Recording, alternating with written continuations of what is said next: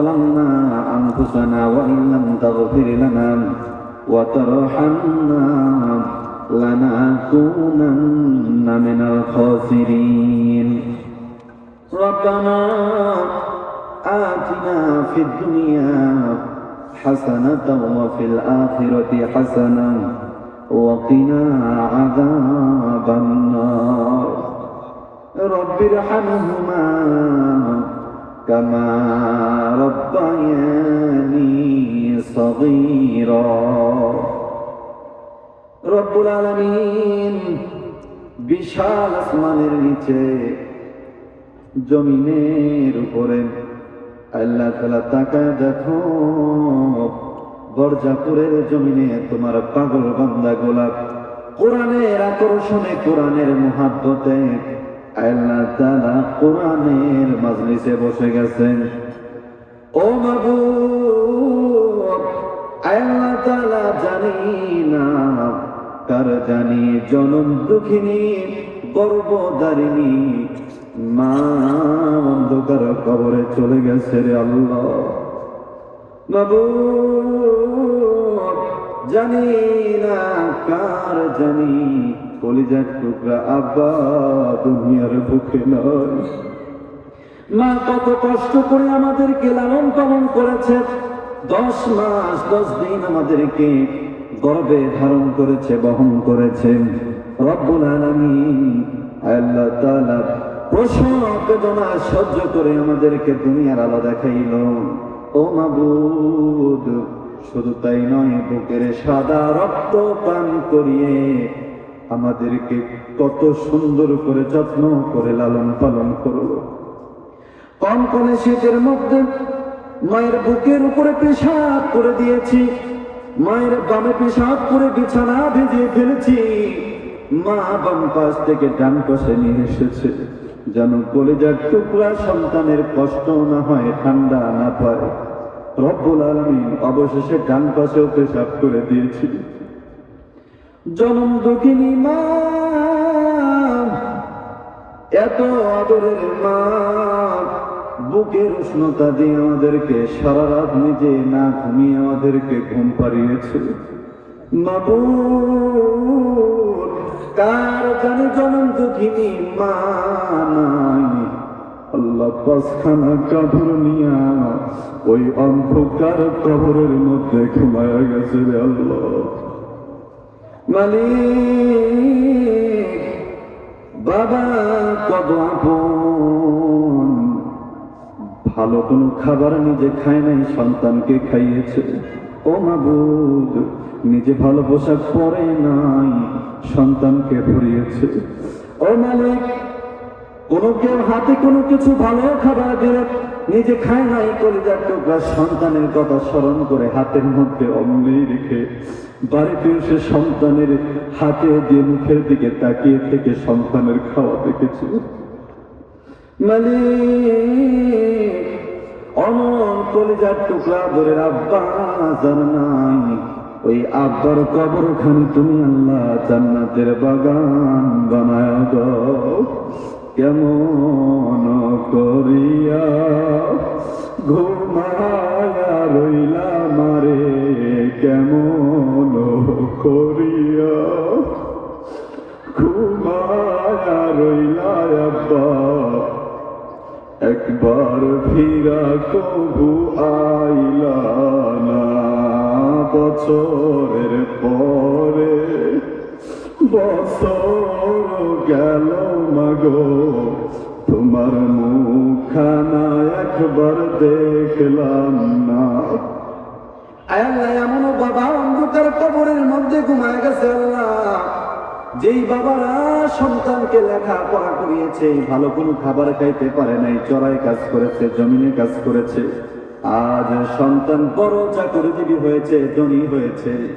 ওই সন্তানের টাকার ইনকামের টাকার কাপড় কত মানুষ না পরিধান করে, ওই সন্তানের টাকার খাবার কত মানুষ না খায়, কিন্তু চরম দুঃখিনী মার খাওয়ার কপাল হলো না, অন্ধকার কবরে ঘুমায়। আল্লাহ এমন কলিজার টুকরা মা বাবা তার অন্ধকার কবরের মধ্যে ঘুমায় গেল আল্লাহ, তোমার কুদরতি পায়ে দরখাস্ত দিলাম, মা বাবার কবরখানি আল্লাহ তুমি জান্নাতের বাগান বানায় দাও। আয় আল্লাহ তাকা দেখো, কেউ বা দাদা দাদি না নানি আমার মতো কলিজার টুকরা ভাইকে অন্ধকার কবরে দাফন করে রেখেছে। ও মাবুদ, মেহেরবানি করে আপন জনদের কবরগুলা জান্নাতের বাগান বানায় দাও। কেউ বাবার অর্ধাঙ্গিনী স্ত্রীকে অন্ধকার কবরে দাফন করেছে, কেউ বাবার কলিজার টুকরা স্বামীকে অন্ধকার কবরে ছেড়ে দিয়েছে। আল্লাহ মেহেরবানি করে আপন জনদের কবরগুলো তুমি জান্নাতের বাগান বানায় দাও। আল্লাহ তাআলা আমরা যারা হাত তুলেছি, কোরআনের মাহফিলে যারা বসে গেছি, তামাম জিন্দেগির গুনাহগুলি তুমি আল্লাহ মাফ করে দাও। আল্লাহ কোরআনের মাজলিস সাজালেন যারা, পরিশ্রম করলেন যারা, আল্লাহ তাআলা বুদ্ধি দিয়ে বিবেক দিয়ে সহযোগিতা করলেন, অর্থ দিয়ে সহযোগিতা করলেন, মেহেরবানি করে সবাইকে তুমি কবুল আর মঞ্জুর করে নাও।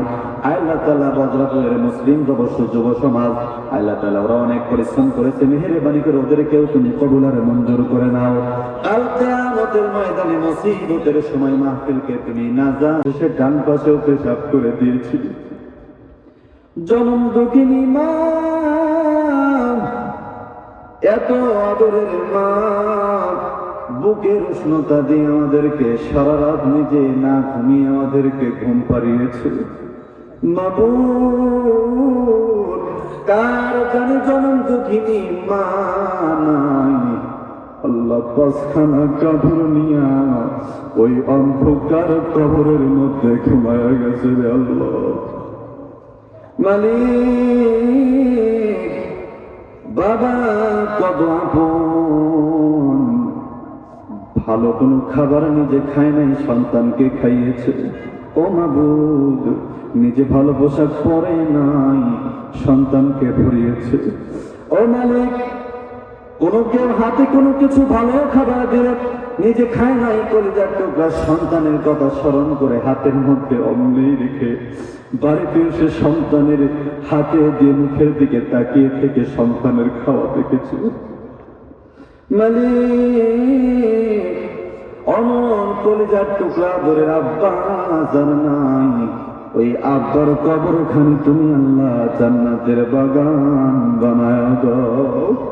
কেমন করিয়া ঘুমায়া রইলা মারে, কেমন করিয়া ঘুমায়া রইলা আব্বা, একবার ফিরা কবু আইলা না, বছরের পরে বছর গেল মাগো, তোমার মুখখানা একবার দেখলাম না। আল্লাহ, এমন বাবা অন্ধকার কবরের মধ্যে ঘুমায় গেছে আল্লাহ, যেই বাবারা সন্তানকে লেখাপড়া করিয়েছে, ভালো কোনো খাবার খাইতে পারে নাই, চড়াই কাজ করেছে, জমিনে কাজ করেছে, আজ সন্তান বড় চাকরিজীবী হয়েছে, ধনী হয়েছে। ওই সন্তানের টাকার ইনকামের টাকার কাপড় কত মানুষ না পরিধান করে, ওই সন্তানের টাকার খাবার কত মানুষ না খায়, কিন্তু চরম দুঃখিনী মার খাওয়ার কপাল হলো না, অন্ধকার কবরে ঘুমায়। আল্লাহ, এমন কলিজার টুকরা মা বাবা তার অন্ধকার কবরের মধ্যে ঘুমায় গেল আল্লাহ, তোমার কুদরতি পায়ে দরখাস্ত দিলাম, মা বাবার কবরখানি আল্লাহ তুমি জান্নাতের বাগান বানায় দাও। আল্লাহ তাকা দেখো, কেউ বা দাদা দাদি না নানি আমার মতো কলিজার টুকরা ভাইকে অন্ধকার কবরে দাফন করে রেখেছে। ও মাবুদ, মেহেরবানি করে আপন জনদের কবরগুলা জান্নাতের বাগান বানায় দাও। কেউ বাবার অর্ধাঙ্গিনী স্ত্রীকে অন্ধকার কবরে দাফন করেছে, কেউ বাবার কলিজার টুকরা স্বামীকে অন্ধকার কবরে ছেড়ে দিয়েছে। আল্লাহ মেহেরবানি করে আপন জনদের কবরগুলো তুমি জান্নাতের বাগান বানায় দাও। আল্লাহ তাআলা আমরা যারা হাত তুলেছি, কোরআনের মাহফিলে যারা বসে গেছি, তামাম জিন্দেগির গুনাহগুলি তুমি আল্লাহ মাফ করে দাও। আল্লাহ কোরআনের মাজলিস সাজালেন যারা, পরিশ্রম করলেন যারা, আল্লাহ তাআলা বুদ্ধি দিয়ে বিবেক দিয়ে সহযোগিতা করলেন, অর্থ দিয়ে সহযোগিতা করলেন, মেহেরবানি করে সবাইকে তুমি কবুল আর মঞ্জুর করে নাও। আল্লাহ তাআলা বজ্রাপুরের মুসলিম যুব সমাজ, আল্লাহ তাআলা ওরা অনেক পরিশ্রম করেছে, মেহেরবানি করে ওদেরকেও তুমি কবুল আর মঞ্জুর করে নাও। কাল কিয়ামতের ময়দানে মুসিবতের সময় মাহফিলকে তুমি নাজাতের ওসিলা বানায়া দাও। মৃত্যুর পূর্বে আমাদের সবাইকে নসিব করে দিও কালেমা লা ইলাহা ইল্লাল্লাহু মুহাম্মাদুর রাসূলুল্লাহ। জিকির করুন লা ইলাহা, জোরে লা ইলাহা, ও লা ইলাহা। বাইজান বহু দূরে মদিনা, আমরা কেমনে যাব জানি না। আরে বহু দূরে মদিনা, আমরা কেমনে যাব জানি না। দয়ার আল্লাহ দয়া করো, দয়ার আল্লাহ দয়া করো, পুরা মনের বাসনা লা ইলাহা, জোরে লা ইলাহা। একটু জবান খুলে বলুন লা ইলাহা ইল্লাল্লাহ, জোরে লা ইলাহা, ও লা ইলাহা। ওরে এই কালেমার বান্দমালা, তোমার কাজে লাগবে মরণ বেলা। ওরে এই কালেমার জপমালা, তোমার কাজে লাগবে মরণ বেলা। ওরে এই কালেমার রৌশন নিতে, এই কালেমার রৌশন নিতে কবর হবে তোমার উজালা। লা ইলাহা, জোরে লা ইলাহা। ওরে মা বাবারে চাইরো না, বাইরে মা বাবারে ভুইল না। মা বাবারে করলে যতন, মা বাবারে করলে যতন, খুশি হয় আমার আল্লাহ তাআলা। লা ইলাহা, জোরে লা ইলাহা। আল্লাহ আল্লাহ আল্লাহু লা ইলাহা ইল্লাহু, আল্লাহ আল্লাহ লা ইলাহা। মিরাজেতে গেলেন নবী বুরাকে সওয়ার, বলুন মারহাবা, চিৎকার করে বলুন মারহাবা। মিরাজেতে গেলেন নবী বুরাকে সওয়ার, আসমান জমিন করলেন দিদার, আসমান জমিন করলেন দিদার। নূর নবী আমার নবীজি, আল্লাহ আল্লাহ ইল্লাহু, আল্লাহ আল্লাহ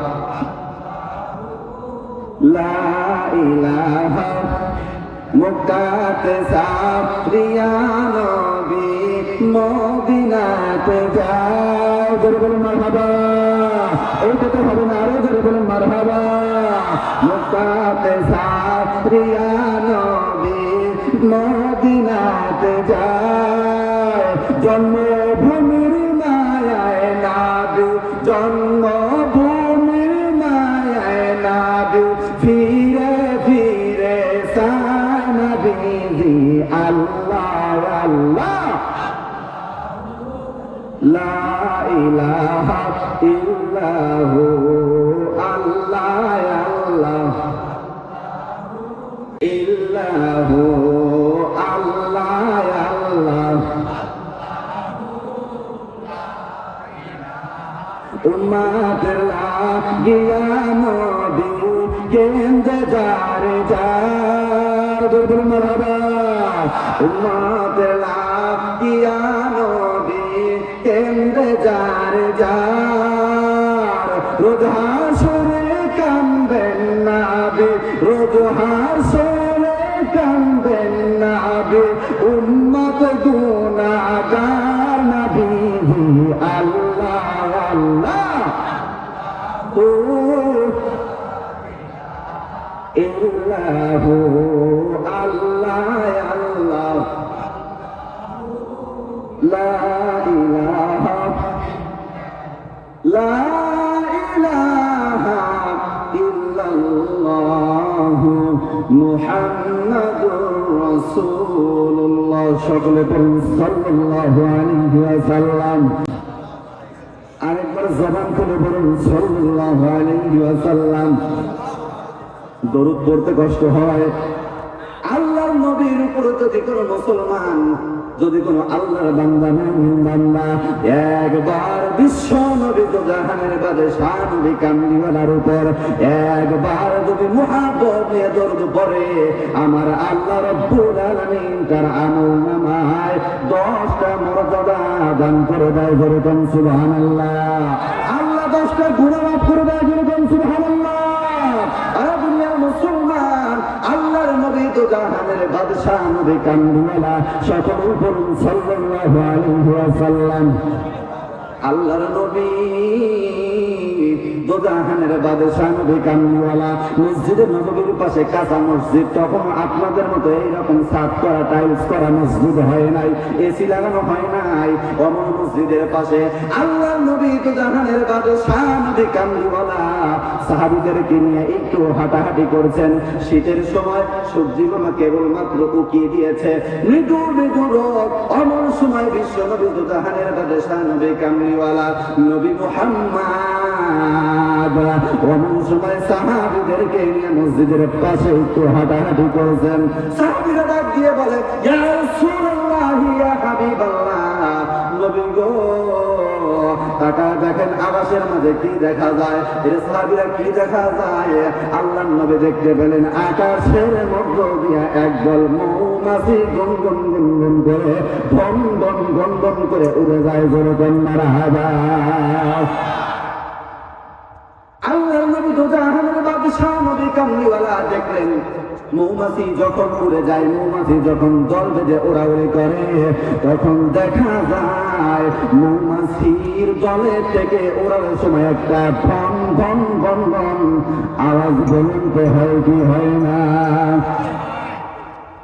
দুনিয়ার মুসলমান আল্লাহর নবী দোজাহানের বাদশাহ নবী কামলিওয়ালা ডাক দিয়া বলেন মৌমাছির দল এইদিকে আসো মৌমাছি চিন্তা করেছে বাংলাদেশের মতো সৌদি আরব নয় রে বাজানা মক্কার ভূমি বাংলাদেশের মতো নয় মদিনার ভূমি বাংলাদেশের মতো এত উর্বর নয় মক্কা মৌমাছিরা ওরা যখন মৌয়ের জন্য তৈরি হয়ে যায় রওনা হয়ে যায় ওরা বাগানের মধ্যে চলে যায় ফুলের উপর বসে বসে এক এক ফুলের এক একটা কষ সংগ্রহ করে জোরে বলুন ঠিক কিনা ঠিক তো ঠিক ঠিক কই আল্লাহর নবী ডাক দেয় মৌমাছির দল মৌমাছি থেমে গেছে আর সামনে এক কদম তারা আগায় না মৌমাছি চিন্তা করেছে বহু দূর থেকে উড়াল দেওয়া শুরু করেছে আবার যদি মৌমাছি মরুভূমি পার দিয়া বাগানের থেকে মধু সংগ্রহ করতে গিয়া যদি দেরি হয়ে যায় রাত্রিকালীন মৌমাছি উঠতে পারে না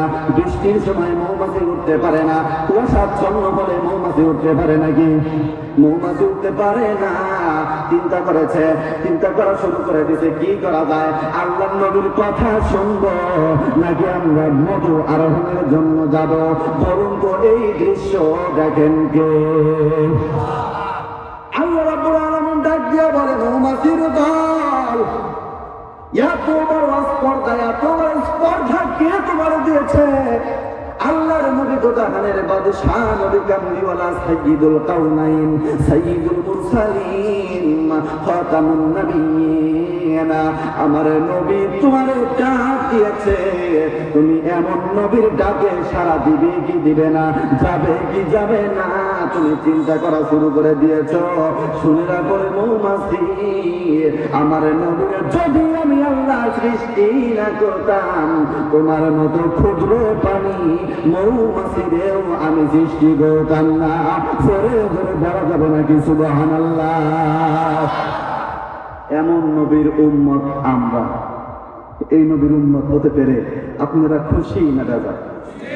জোরে বলুন, খুশি না রাজা? যদি খুশি হয়ে থাকেন ওই নবীর উপর দরুদ করার দরকার আছে না নাই? তাহলে একটু জবান খুলে পড়ুন সাল্লাল্লাহু আলাইহি ওয়াসাল্লাম। আল্লাহর নবী দো জাহানের বাদশা নবী কামলিওয়ালা ডাক দিয়া কয়, ও মৌমাছির দল এইদিকে আসো। মৌমাছিরা ছাপ বেঁধে আল্লাহর নবীর দরবারে হাজির হয়ে গেছে। ইয়া রাসূলুল্লাহ, ইয়া হাবিবাল্লাহ, নবী গো আপনি বেয়াদবি মাফ করবেন গো নবী, কি বলতে চান একটু বলো না। এই মরুভূমি পার দিয়ে আবার নদী আরোহণ করে বাসায় যেতে হবে। আল্লাহ নবী ডাক দিয়ে বলে, ওগো মৌমাছি, তোমার কাছে আমি বেশি সময় নেব না, তোমাকে আমি বেশি দেরি করাবো না। মৌমাছির দল, আমার দুইটা প্রশ্নের জবাব দিয়ে তোমরা যাও। একটা প্রশ্ন হলো মৌমাছির দল, আমার বলো তোমরা যখন তোমরা বাসায় থাকো, যখন তোমরা বাসার মধ্যে বসবাস করো, তাকের মধ্যে থাকো, তখন ওই তাকে নিজ দিয়া যদি কোনো মানুষ হেঁটে যায়, তখন বুঝতে পারে না উপরে মৌমাছির বাসা আছে। ঠিক কিনা? মৌমাছি কি বাসার মধ্যে যখন থাকে তখন কি ভনভন করে? হ্যাঁ, করে না। কিন্তু যখন পড়ে তখন ভনভন আওয়াজ আসে কি আসে না?